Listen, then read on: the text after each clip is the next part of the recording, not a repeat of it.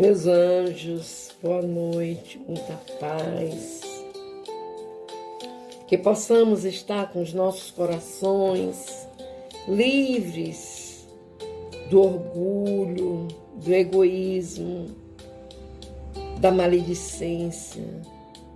Que possamos viver em paz, com muito amor. Vamos pegar a nossa água para que possa ser fluidificada no final. Vamos estar lembrando, pensando nos nossos amados que precisam da oração, da vibração, do amor do Pai. E vamos dar continuidade ao livro dos médiuns, a leitura. Hoje nós encerraremos o capítulo 2 da segunda parte. Foi um capítulo curto, mas muito esclarecedor. Para que o fenômeno se produza, faz-se mister a intervenção de uma ou muitas pessoas dotadas de especial aptidão, que se designam pelo nome de médiuns. O número dos cooperadores em nada influi, a não ser que entre eles se encontrem alguns médiuns ignorados. Quanto aos que não têm mediunidade, a presença desses nenhum resultado produz.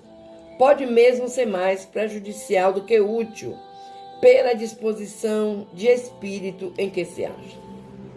Sobre esse aspecto, os médiuns gozam de maior ou menor poder, produzindo, por conseguinte, efeitos mais ou menos pronunciados. Muitas vezes, um poderoso médium produzirá sozinho mais do que 20 outros juntos. Basta-lhe colocar as mãos na mesa para que no mesmo instante ela se mova, se erga, revire, dê saltos ou gire com violência. Nenhum indício há pelo qual se reconheça a existência da faculdade mediúnica. Só a experiência pode revelá-la. Quando numa reunião se quer experimentar, devem todos, muito simplesmente, sentar-se ao redor da mesa e colocar-lhe em cima, espalmadas, as mãos, sem pressão nem esforço muscular. A princípio, como se ignorassem as causas do fenômeno, recomendavam muitas precauções, que depois se verificou serem absolutamente inúteis. Tal, por exemplo, a alternação dos sexos. Tal também o contato entre os dedos mínimos das diferentes pessoas, de modo a formar uma cadeia ininterrupta. Essas últimas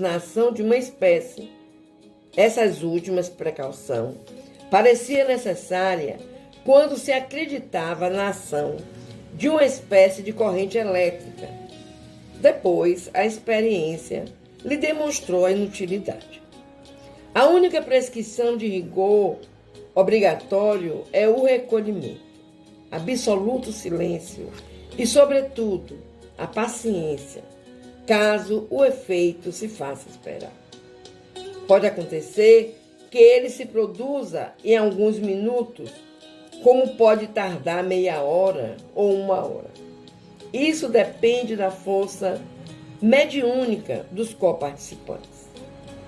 Acrescentamos que a forma da mesa, a substância de que é feita, a presença de metais, da seda, nas roupas dos assistentes, os dias, as horas, a obscuridade ou a luz, e etc., são indiferentes, como a chuva ou o bom tempo.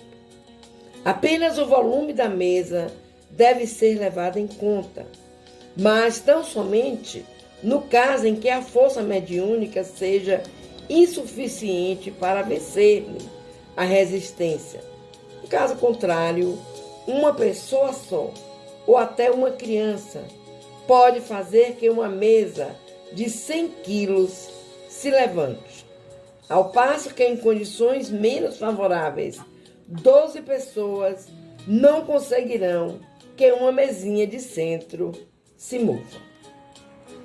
Estando as coisas neste pé, quando o efeito começa a produzir-se, geralmente ouve-se um pequeno estalido na mesa. Sente-se como um frêmito, que é prelúdio do movimento.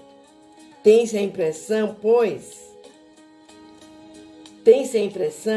de que ela se esforça por despregar-se do chão.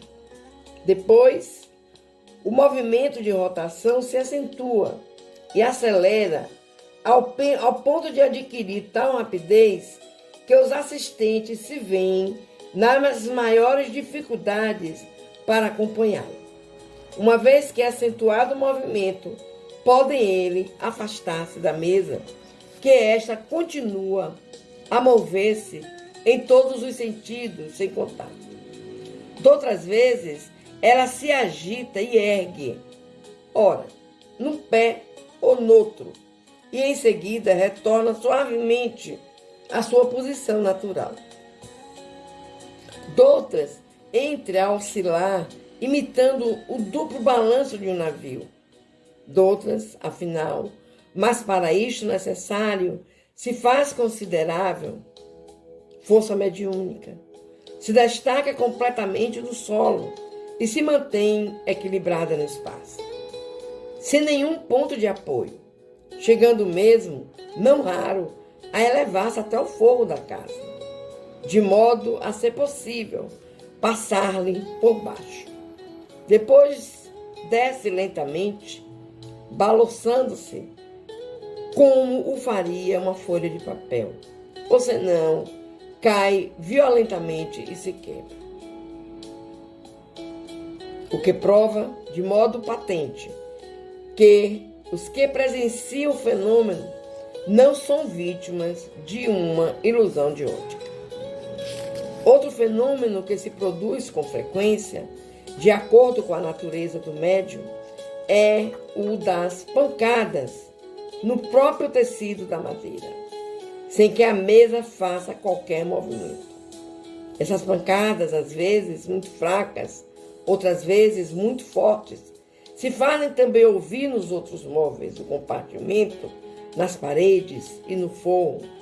Dentro de um pouco voltaremos a esta questão.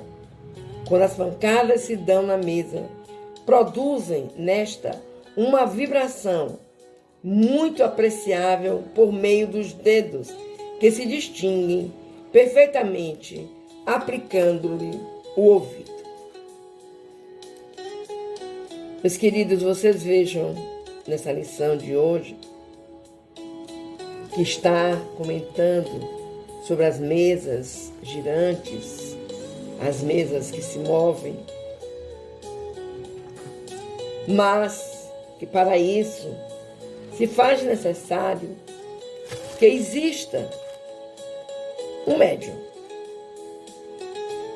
Às vezes, muitos médiuns. Mas o importante é a força mediúnica daquele ser humano. Uma criança pode acontecer de mover.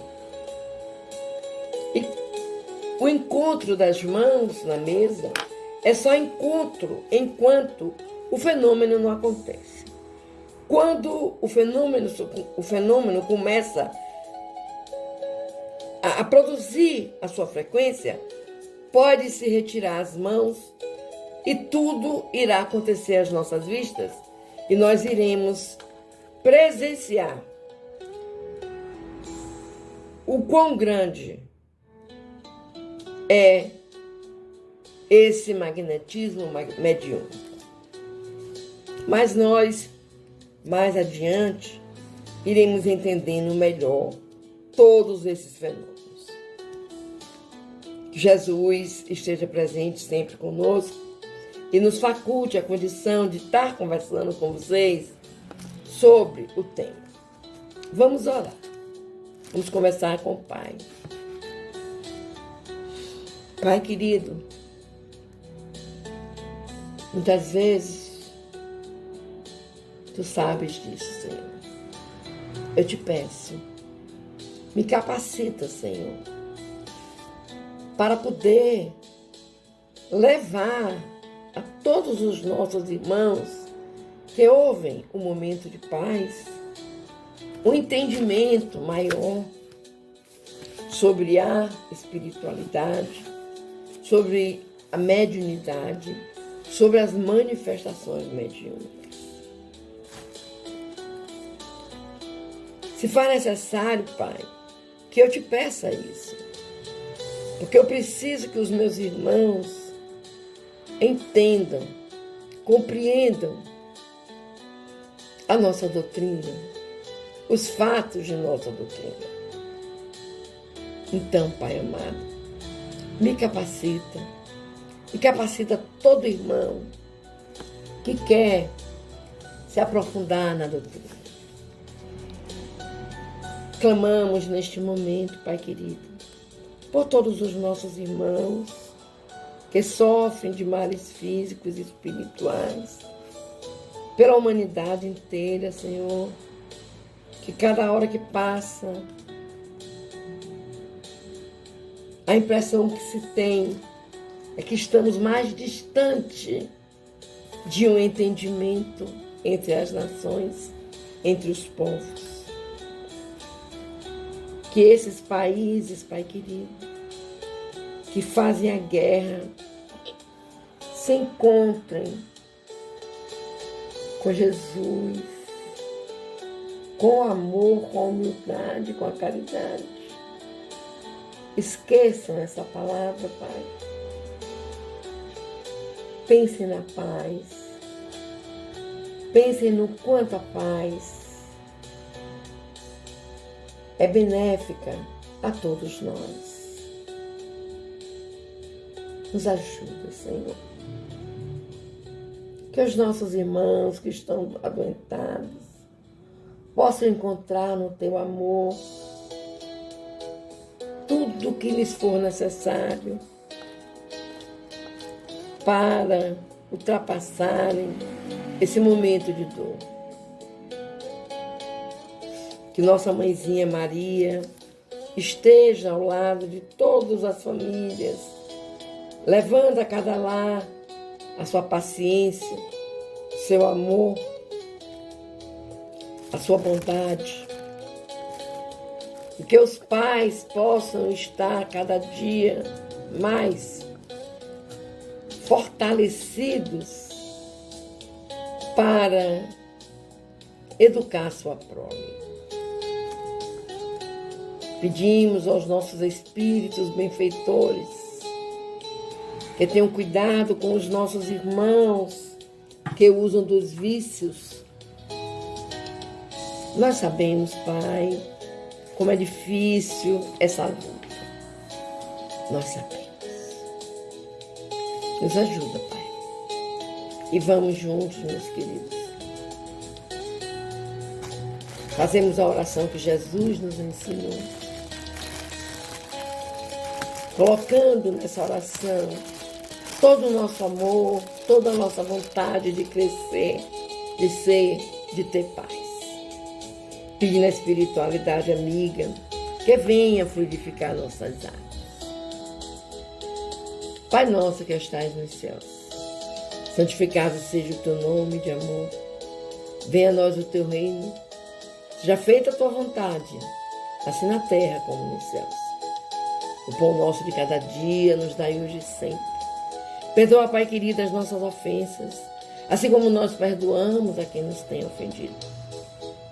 Não nos deixes cair em novas perturbações, Pai, mas livra-nos de todo mal, de todo orgulho, pois teu é o poder, o reino.